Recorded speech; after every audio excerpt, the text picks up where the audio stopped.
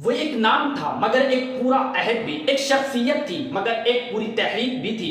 حضرت مولانا متین الحق اسامہ قاسمی رحمۃ اللہ علیہ، وہ شخص جس نے اپنی سانسوں کو ملت اسلامیہ کے دفاع کے لیے وقف کر دیا اور اپنی زندگی کے ہر لمحے کو کمزوروں اور مظلوموں کی ڈھال بنا دیا۔ یہ صرف لقب نہیں کہ انہیں خطیب ہند کہا گیا، یہ ان کی خطابت کی گونج تھی جو کانپور کی گلیوں سے نکل کر پورے ملک میں سنائی دیتی تھی۔ یہ صرف تعارف نہیں کہ انہیں قوم و ملت کا دھڑکتا دل کہا گیا، یہ اس دھڑکن کا اعتراف تھا جو ہر درد مند دل میں سنائی دیتی تھی جب مولانا کسی جلسے کے مائک پر پہنچتے تھے اور آتے تھے۔ تو آج کی اس ویڈیو میں ہم انہی کے بارے میں جاننے کی کوشش کریں گے۔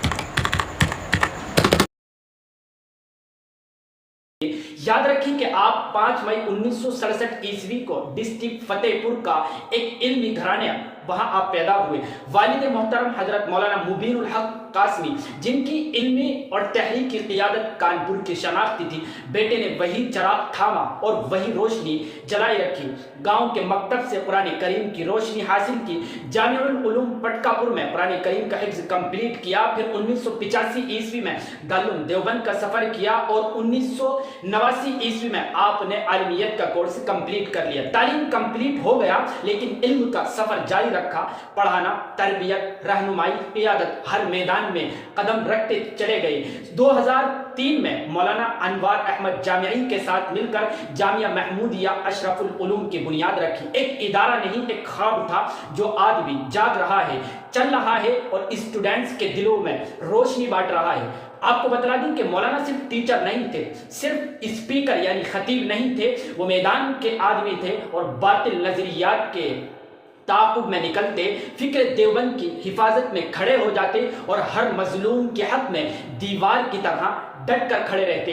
ان کی زبان میں مٹھاس تو تھی ہی لیکن جملوں میں وہ کاٹ تھی جو دلوں کو بھی بدل دے اور ایوانوں کو بھی ہلا کر رکھ دے۔ قاضی شہر کانپور، صدر جمعیت علماء اتر پردیش، رکن مجلس عاملہ جمعیت علماء ہند، یہ عہدے صرف کاغذ پر نہیں تھے، یہ میدان میں ان کے عمل کے گواہ تھے۔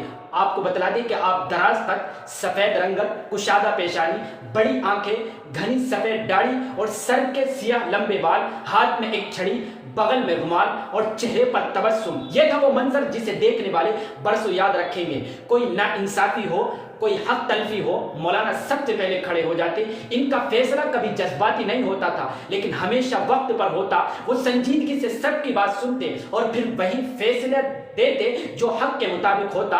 یہی سبب تھا کہ اختلاف رکھنے والے بھی آپ کی عزت کرتے تھے۔ مولانا اور جمعیت ایسا رشتہ تھا جیسے روح اور جسم کا۔ ریاستی اجلاس ہو یا دہلی کا احتجاج، مولانا کی موجودگی محفل کو جگمگا دیا کرتی تھی۔ جب آپ خطابت کرتے تو لفظ لفظ تیر بنتا اور مجمع ایک سیلاب کی صورت میں حق کی پکار بن جایا کرتا تھا۔ سیلاب ہو یا سردی کی یخ بستہ راتیں، مولانا خود چل کر ضرورت مندوں تک پہنچتے۔ لحاف، کپڑا، راشن صرف امداد نہیں تھی، یہ دل کی گرمی تھی جو بانٹتے تھے۔